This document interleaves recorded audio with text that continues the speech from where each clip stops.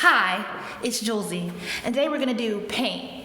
We're gonna paint with Damn It Wesley. If you're ever wondering what to do in Charlotte, don't ask me, just follow him on Instagram. So today we are gonna do a painting, and we're gonna discuss the movie Us.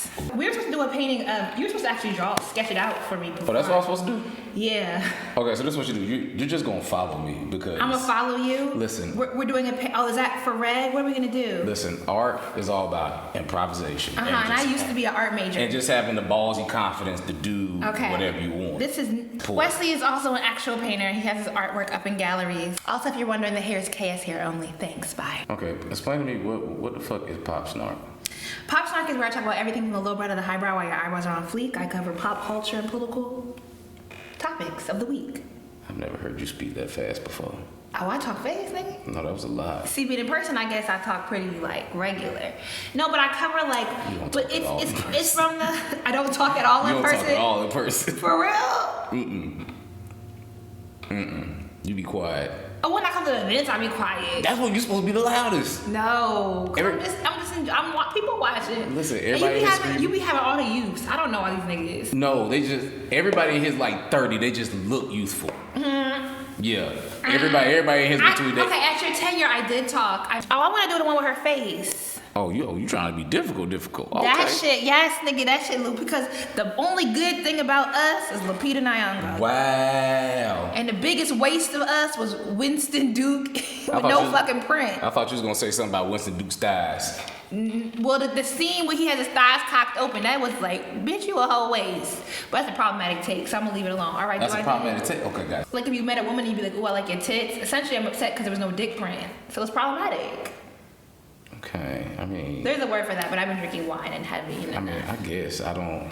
Okay, is this the right brush? Yes. All brushes are the white brushes at the right time. Look at the shit. Where's he coming from? His restaurant ain't over here. He probably catering some shit down there. Tell Greg to bring us some food, nigga. I'm hungry. I mean, we go down there and get later. Okay, so first things first. Okay, so people wanted to know my thoughts about Us. So Wesley is a big fan of horror films, right? Yes. And he took me to lunch for my birthday. Shout out to Aries season. And we discussed the movie Us. And my issue with the film is that it does not follow the rules that it sets. There are too many plot holes. Now, what I will say is Lupita Nyong'o acted her ass off. Nigga, bring me some food. He got wood in his hands. What are you barbecuing? Yeah. Lupita did amazing. She did great. Give her all the awards. However, the movie just don't make no kind of sense. And I feel like low-key that Jordan Peele is a scammer. Okay? I feel like he a nigga that it's like this, both Get Out and Us feels like somebody who read Black Twitter threads and has half of the concept, right?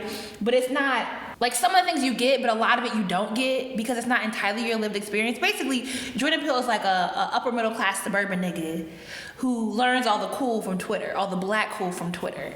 And then we get that in the context of movies. Wow, you just moving right along, my nigga. Okay, hold on. I got you. It's okay. All right, well, we're gonna create this little hand. Why her wrist so fat?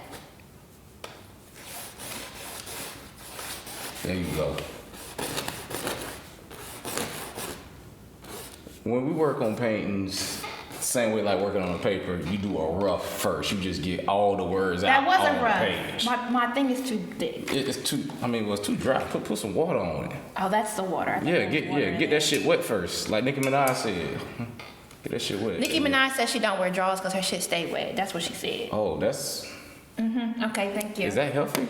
Is that how vagina's supposed to work? It's just supposed to be leaking all day and shit? Well, it's self-cleaning, yeah. I mean, it's self-cleaning, but it's supposed to be dripping all day. It doesn't drip, it's moist. It's like if you put your hands down there, there's moisture. Because when you say wet, I feel like drip, No, but wet is when you have enough blood flow to make it wet. Okay, that sounds like moist. But she was making a euphemism essentially.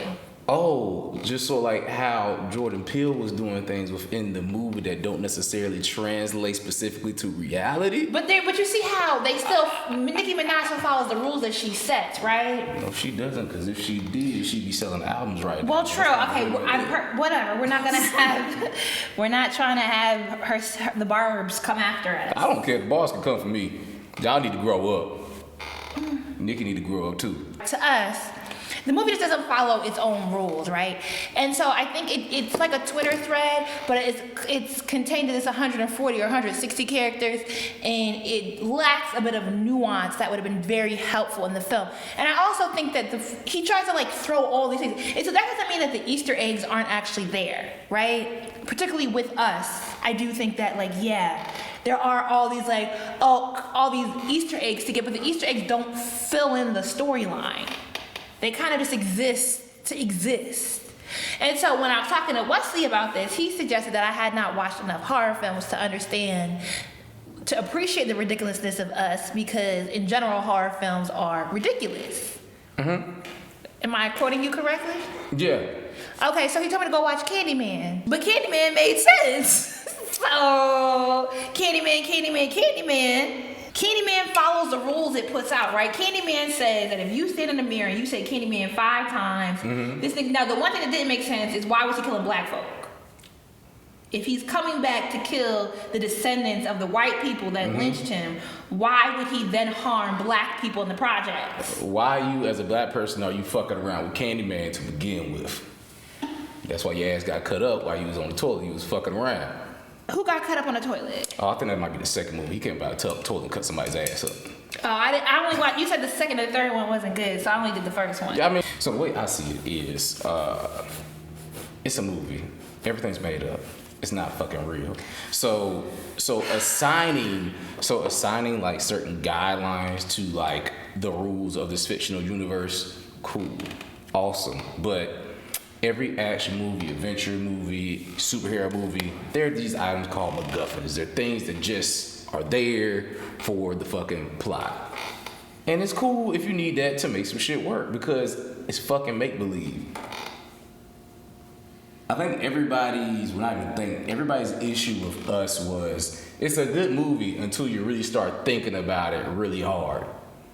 And then you apply logic to a nonsensical make-believe situation, and then it starts to fall apart, which, yes, very true. But what's the importance of this movie, this fictional tale, an allegory of the have and the have-nots having to be bound to, I guess, like, the rules and the physics of the world we live in right now? Internet culture has gotten to a point where you have to be able to prove a creator wrong in their final products and stuff, right? Oh, I'm not being contrarian for the sake of being contrarian. Because contrarian culture is Bitch, first of all, I don't participate in scarcity politics, all right? You're not finna put that shit on me. Absolutely not. I ain't saying I'm putting it on you. I'm just saying the culture my critiques, but that doesn't exist. But you have to acknowledge that movies have a, like, for instance, the shit that Ava DuVernay did. Which one? The last one. With the girl Storm Reed, was that the Wrinkle in Time? That shit was bad too. I didn't watch it. I didn't see it. The storyline had plot holes, right? It didn't make sense. Right. So I'm not one of them people that says, oh, I'm gonna critique someone for the sake of, because it's so popular, so I have to be different. You just moving right along. Yeah, keep it trucking.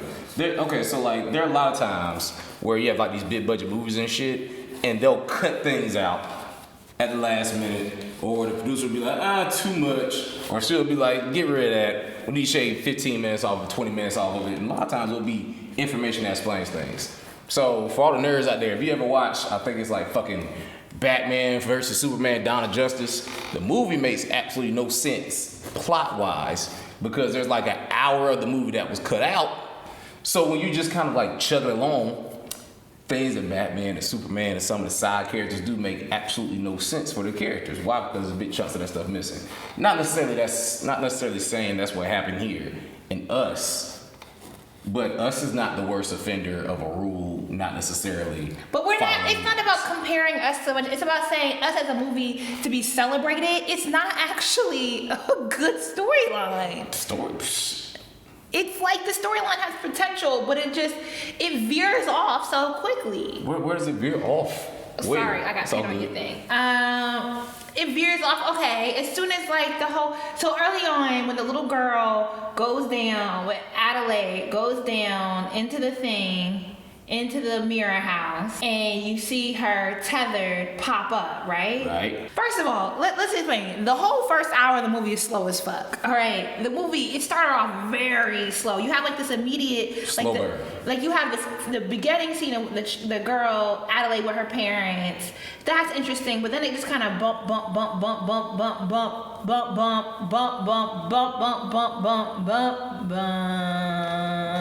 so long. So you have like this whole hour break between where the little girl sees her tethered person, and then we finally get to some sort of action happening. Mm-hmm. And then it's like, all right, if everyone has a tethered, how the fuck did they get upstairs? But Adelaide, a human being, couldn't get upstairs that whole time. We don't know. Why didn't the bitch just walk up the escalator? It's not that hard to walk up an escalator going in a different direction than you try to go.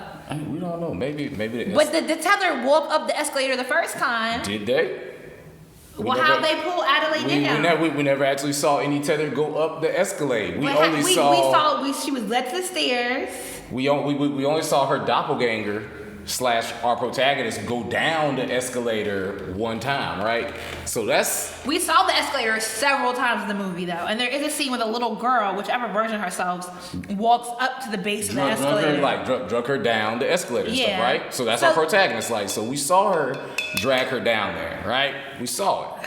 But how everybody got back up there, we don't know. Is it that important that we know how everybody got back up there? Is that the important part? Well, it would be important because this is the main basis of how we even got to 2018 or the modern era where now everyone's back upstairs fighting each other. And then if that is the only location where the tethered come out of? Because basically the whole scenario is that she's scared of that particular beach. And so you're telling me that since she came out of that, so she was able to somehow block out certain memories. I don't think she was able to block out certain memories. I feel like she was very aware of what. So she never went back to that beach for her entire adulthood. She didn't want to go back to the beach because I think they said like the parents moved or whatever. Like they left her the house, I'm assuming. But these things are all necessary for the setup to tell the underlying story.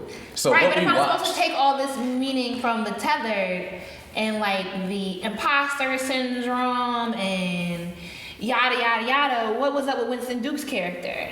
He was just some guy. He was just there. So usually, like in horror movies, there's like a male protagonist or a male lead that's there to like save the damsel in distress. They flipped that because he was absolutely useless. They took him out first within the family. So now it's upon our protagonist, our damsel, who has to survive. But she's not the damsel. She's the villain. We didn't know that until the end. And Jordan Peele came out and said that, of course, like Adelaide was like a stand-in for us, the audience and stuff, right? So she's our vehicle. That's who we are. We are Adelaide within the scenario. But that nigga had to come, like, first, this is my thing. Half the movie don't make sense till you read an article. It's just like, why aren't all some of these things, if the storyline was a bit more coherent, then it's coherent. No. It is coherent. No. The story, okay, you're getting into the details of the world building, the plot, the story itself. The story is not coherent. It is coherent. It is not coherent. Girl goes with parents to beach. Girl gets kidnapped at the beach. We her don't know imposter, she's kidnapped, right? But this is the story. Okay. But her imposter takes her place. Lives her life. Yes. Prospers as an adult. And goes on to be what we would consider a regular ass everyday American. Right, changed her to the bed, which is how, in theory, she kept her down there. But somehow, as an adult, she is now unchained, and she has become the leader of the tethered people because she's the only one that can speak. So somehow they all understand English, even though none of them can verbalize English. Cool, don't worry about it. Babies do it all the time. Sure. Don't test that. Babies don't understand like how to overtake the world theory, though. Okay. Listen, you can tell a baby to go. You can tell a baby to stop. You can tell a baby to roll over, grab me a beer. The baby be like, cool, whatever. Grab you a beer, okay. We're treating we're treating the untethered like they're fucking retarded and stuff, right? Just because they can't speak doesn't mean they're dumb. Why does my bitch look so much fatter than yours? Oh, because you ain't giving no cheekbones. Gotta carve out some cheekbones over here. So see, all this outside area, this is gonna be black. Okay. So don't worry about precision right now because black is our best friend. It covers up everything. Okay, cool. Slim all that shit down. My bitch looking real European, Botox. Really, got that snake venom on the cheeks. All right. This is how I would retell us. Girl goes to the beach with her parents, gets kidnapped by her shadow. The shadow lives her life. The shadow gets married to this corny ass nigga with no dick print. Has 2 kids. Somehow, even though so essentially the shadows are just human beings without souls, right? Right. So she has a cesarean section in which somehow the human version of her is now forced to cut herself open and pull it out, even though if the whole this is where we have a break, right?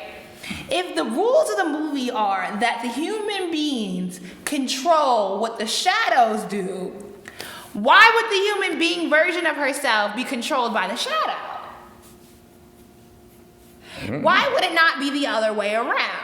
Well, okay, so listen. So it was never fully explained if it was the fact that they switched positions that meant somebody was in control or not. But this is all an allegory. It's allegorical. I like an allegory. I like whatchamacallit. You like white allegories.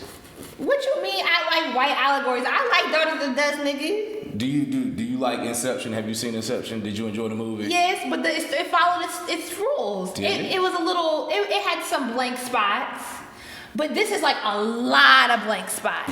No, it's not. I can forgive. No, it is. First of all, if the human beings control the shadow, what happened to how does Adelaide, the shadow, go about living on Earth?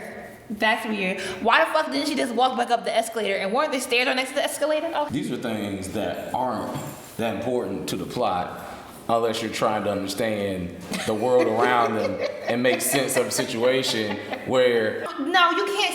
First of fucking all, if everyone's shadow is imposter syndrome, why the fuck is it Winston Duke's? Well, is his imposter syndrome? Is the little boy's imposter syndrome? Is the white bitch's imposter syndrome? Who said everybody has to The be suffering twins? from... Why does everybody have to be suffering from imposter syndrome? Where was the comment on white supremacy in this movie? Please tell me.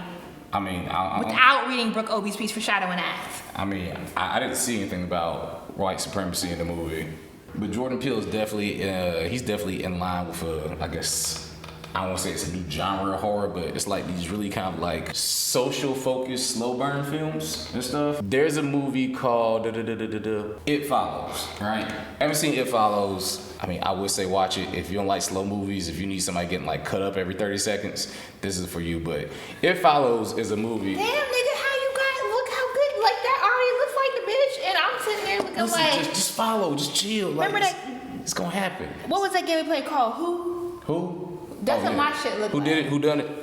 All right, so all around, it's this great film called It Follows, right? And the film is about a young girl who goes out on a date with a fuckboy, right? He takes her out on a second date. They have sex. He drugs her. Lupita ain't got enough forehead on mine. When she wakes up, she's in an abandoned factory and she's like tied down to a wheelchair and shit. He's like, I need you to listen and look at this shit. Turns out within this universe, there's an STD demon, right? If you have unprotected sex with somebody, this demon will kill you. The only way to avoid dying is to have sex with somebody else and spread it on. Now, That's foul. Now the messed up situation is if the person that has it dies, it works its way back down the line. The rules to the monster are simple. It can look like anybody. It can take on whatever shape. If it touches you, it will kill you, and it only walks, right? That's it. It walks. Okay. You can't kill it. My shit looks special ed. Just like the people that you're talking about in the underground, because since they can't talk, you say they're retarded. I did not. I never. And used I know that word is offensive, but that's how I never you treat. used that word. This is how Julesy treats the less fortunate. Untrue. She takes their voicelessness as what do apex predators? What word would apex predators use? Nigga, I don't know. You lying on me, so I can't contribute. What? These are all true things. Your follows, no. It Follows is a movie that struggles not necessarily with the rules, but does things strictly for plot or for the story or for the scares. So even though they say this creature can only walk, sometimes it climbs, sometimes it swims. It can't look like anybody, but it just usually looks like regular white people. I want to start over. I mean, we're past that point. I think I can start over.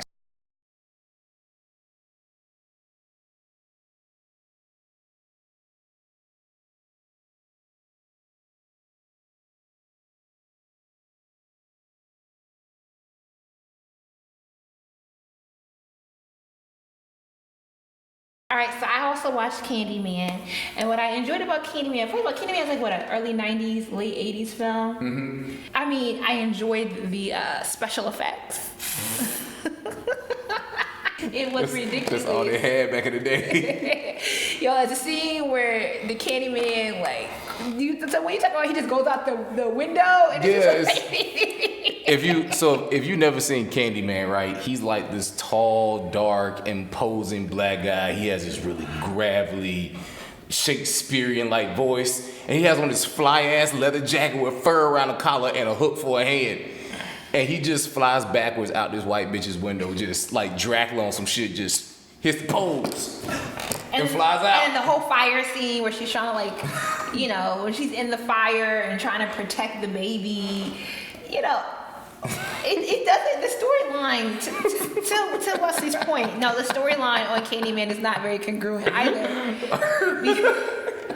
Because it's. I mean, the movie's like almost 30 years old. I don't think you can spoil and then something. At this point, and then I guess she becomes the candy lady essentially because her husband was cheating on her. To this point, right? Like if Candyman wants to talk about all the things that it meant, like all the reference points, the Easter eggs, essentially, it's not like I could watch that movie and get like the commentary on white fragility and her white privilege, being able to go to the projects, being able to get out on bail in Chicago after like a very gruesome murder, right? Having people believe that she was plausibly innocent. You know, the commentary on classism and gentrification in Chicago.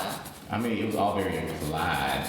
It wasn't like these were very implied elements of the movie. They weren't just outright direct messages within it. To your eye, you're able to see those things. Plus, you know, you have the lens and the history of Chicago, what was going on at the time in that movie and stuff. So for you to see all these things. All right, but what was the commentary on white supremacy? That's my whole thing. Where was that at in Us? I don't know. You talked to the wrong person. I did not see white supremacy in Us. Okay. Anywhere. Like, the white people died immediately, and I loved it. That's why I love Candyman, because he's all about fucking up white people. That's also why But she kills her black homegirl. I mean, listen, it's gonna happen. You shouldn't have that many white friends to begin with. That's the moral of the story. That's the moral of the story when it comes to like being a black person in horror movies in the 80s and 90s. It's not to have any white friends. Not to have white friends, because you're gonna die. And that within itself, within context, kind of shows a lot of the racism in America within like horror movies. How expendable black people have always been in horror. And now Jordan Peele is making black people unexpendable in his horror movies. You know the black people, for the most part, are going to live to the end. But that's because in retrospect, if you're a horror fan, you know they're first to go. So subtle nods to fans of the genre of how he's subverting the things that used to be foundational structural pieces of a classic horror movie. I like the movie. You just have to be patient because it pays off. We're living in the age of postmodern horror films. So the slasher films are out. You can still do them, but it's dead. We have people that like, I don't want to call it intellectual horror, but they like horror that takes its time. I don't mind a movie that takes its time. What's the slowest paced movie you ever watched that you like? Eternal Sunshine of the Spotless Mind. I've been interested in that movie. I like Jim Carrey, but I've never It's a good movie. I've heard it is. I've just never. Okay, so you like the manic pixie dream girl fantasies? No, that movie is low key depressing. I like Daniel Day-Lewis, so. Okay. What, Lincoln? No, I've never actually seen Lincoln. Gangs of New York? No, the one he did about the wells in Texas. There Will Be Blood? There Will Be Blood. That shit is slow as fuck. It is slow. But it's a good ass movie. Okay, it is slow. It's a very slow movie, but it was good. It was a good movie. I'm not really into like old Western shit. I don't like old Westerns at all. I hate it, but there's this one movie out there called Bone Tomahawk. It was in the horror section of this bootleg site I was watching movies on. I was like, well, let me check it out. And it just starts out like a regular movie. You got cowboys, Indians, some cowboys die, and they spend the next hour talking about how they're gonna hunt down the cowboys. How they're gonna hunt down the Indians. And as soon as they show up in Indian territory, it's fucking on. I never seen people get mutilated so viciously and quickly in my life. And you enjoy that shit? I had to turn the fucking movie off. It was that bad? Yes, it was. There's literally a scene where it's like they kidnap like one of the sheriffs or whatever, and they get his deputy, and they grab him by the feet, and they chain him up in this cave, and a guy actually pulls out a tomahawk, and they fillet this nigga down the fucking center, and they take their time with this shit. So it's like they started hacking, like, oh no, and it's like you see like dick balls and all just getting like cut down. I was like, this is too much. I'm like, they gonna cut away, and they didn't. So I just stopped the movie, had to come back and try to finish that shit the next day. That's the first time I turned something off. It wasn't gonna be the last though. I'm trying to think of other slow movies that I liked. It was the same Oscar year as There Will Be Blood. No Country for Old Men. Okay, I do like No Country for Old Men. And that plays. That shit was slow too. It's slow, but it plays like a horror movie. It is a horror movie, bitch. But like the storyline is congruent. It takes a long time to build up to its point. It's not a lot of storyline. It's not a lot of story. But it doesn't have to be a lot of story. That's the problem. Jordan tries to put a whole lot of story in his movie, and it just don't make sense. That's exactly the point. Jordan Peele doesn't give a lot of story. He gives it all a little bit. He's trying to get all this other context that doesn't make sense to what the actual storyline is. I think so this is why I like Jordan Peele, and this is what he's smart for. He puts a lot of Easter eggs and context in movies, knowing that niggas like us are gonna sit here and fight about it and talk about it and extend the life of the movie. Because niggas want to feel smart without reading the book. Exactly. That's what that shit is. That's why. Jordan Peele ran a whole ass swindle, and I applaud the nigga for that shit. This is our final products. Go ahead, get that close. Get it close. Let him. There you go. Hope y'all enjoyed. Boom. I think my masterpiece reflects how I feel about the movie, but I'm about to be late for my happy hour, so I gotta go. Y'all, making a masterpiece is hard. Stay off his fucking nuts. Why are you so rude? It's the truth. Okay. Well, I think obviously someone's a painter, and obviously one of us is not. But next time we're gonna do a Bob Ross painting, which was my original concept. Okay. Okay, you might get smoked in that too. Oh, I will get smoked, but at least I'll be a little bit more on par because Bob Ross teaches. That's what you think. All right, y'all. Deuces. This is Paint with Dammit Wesley, featuring Julesy. Maybe we'll do a paint live with Dammit Wesley. Join me at the Black Market anytime. I'm somewhere in Charlotte where all the black people They do a lot of events, for real. Yeah, but for real. Pull up anytime. I'm eating chicken. Peace.